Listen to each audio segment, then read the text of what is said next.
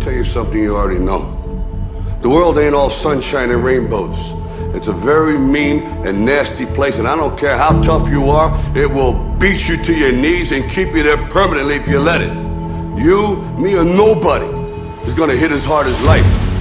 But it ain't about how hard you hit. It's about how hard you can get hit and keep moving forward. How much you can take and keep moving forward. That's how winning is done. Don't allow your emotions to control you. We are emotional, but you want to begin to discipline your emotion. If you don't discipline and contain your emotions, they will use you. Whatever experience you're having right now, it has not come to stay.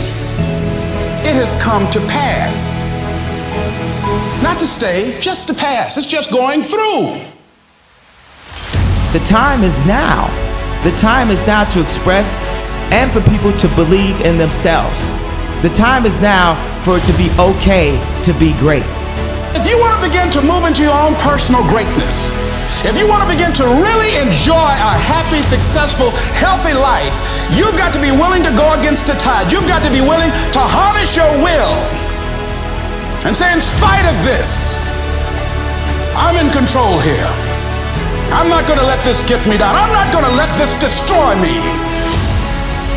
I'm coming back, and I'll be stronger and better because of it. You have got to make a declaration that this is what you stand for. You're standing up for your dreams. You're standing up for peace of mind. You're standing up for health. You want it, and you're going to go all out to have it. It's not going to be easy. When you want to change, it's not easy. If it were in fact easy, everybody would do it. But if you're serious, you'll go all out.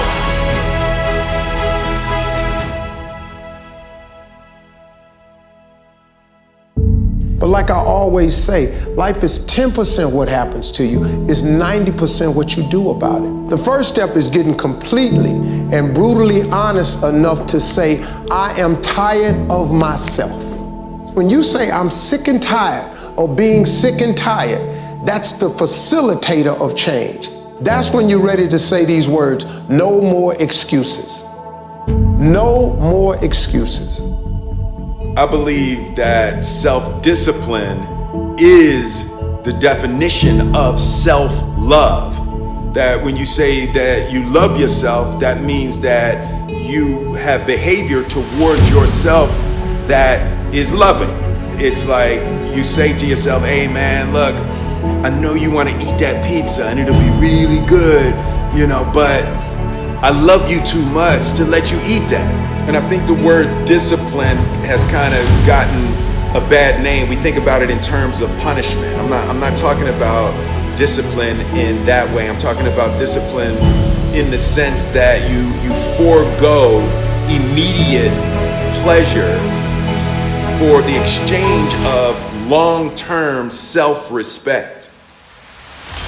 If you find your passion, you're gonna have this tremendous energy. It's sustainable energy. But momentum requires you always do the next thing to keep the momentum going. And the reason you get yourself in a passionate place is so that you change your life, and the only thing that changes your life is making a decision. So while you're in this passionate state, that's where you make decisions. A decision is the first step. Decision is like a war. I gotta do this or that. All right, I'm gonna make myself do this. But commitment is when you now, after you've decided, you commit to do this for the long term. Whether it's hard or easy, doesn't matter. You're doing this. It takes it from this moment and it carries it into the future even when things are difficult. The only way that commitment and the energy and the momentum continues is if you take immediate, massive action is the cure-all. If you're having a difficult time with something, your relationship isn't where you want it to be, your finances are not where you want to be, your body's not where you want to be, your business is not where you want to be, you need to take massive action. And if that doesn't work, try something else. If that doesn't work, try something else. Keep going with massive action and you will find the way, because it will give you momentum.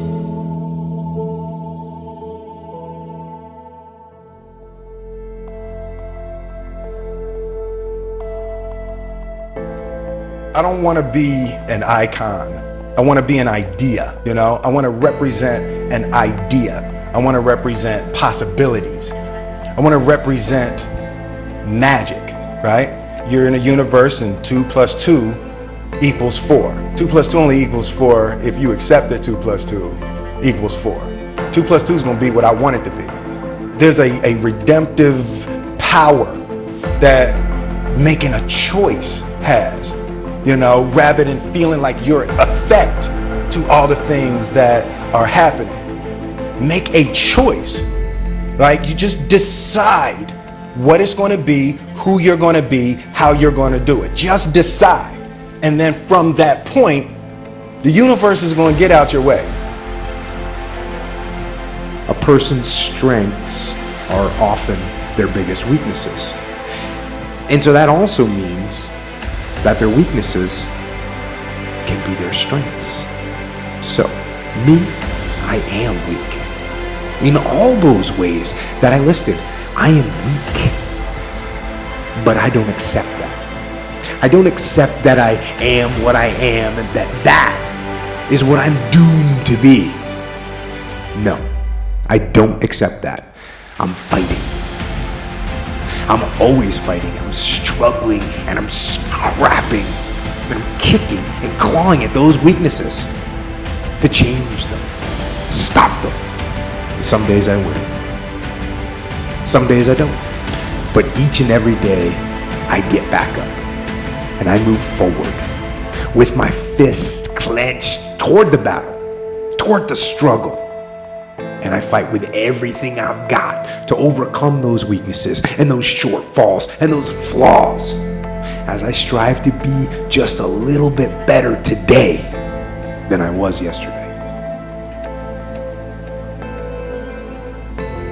The only thing that I can see, and you can never really look at yourself, the only thing that I see that is distinctly different about me is I'm not afraid to die on a treadmill. I will not be outworked, period. You know, you might have more talent than me, you might be smarter than me, you might be sexier than me, you might be all of those things. You got it on me in 9 categories. But if we get on the treadmill, right, there's 2 things. You're getting off first, or I'm gonna die. It's really that simple, right? So let's go back to the question about what if people block me out. There's gonna be 2 options. I'm gonna get back in, or I'm gonna be dead.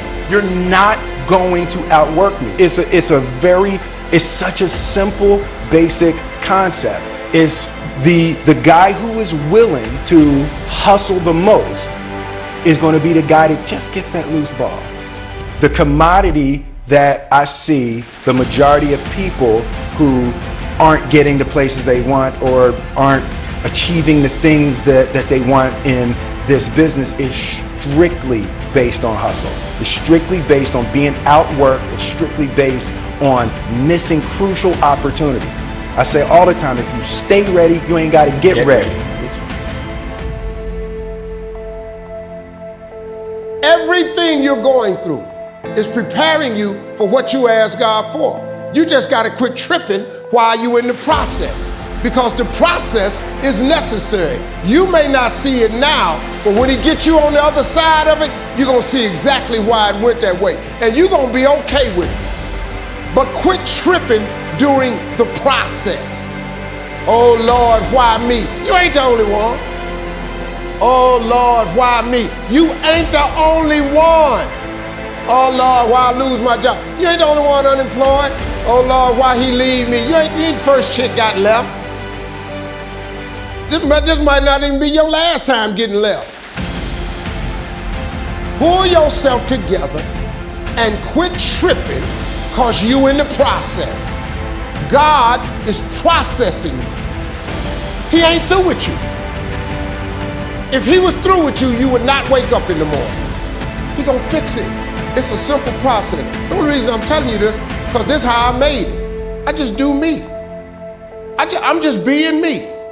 I stay uniquely who I am, because you are okay just the way you are, because God made you uniquely who you are. He wanted you to be just like you are.